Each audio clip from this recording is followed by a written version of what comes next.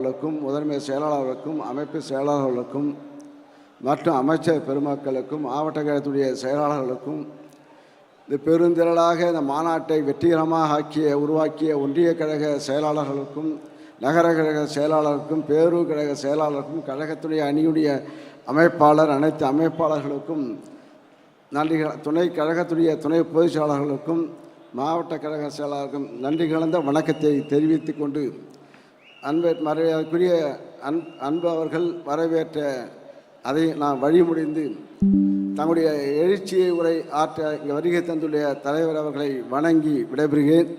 நன்றி.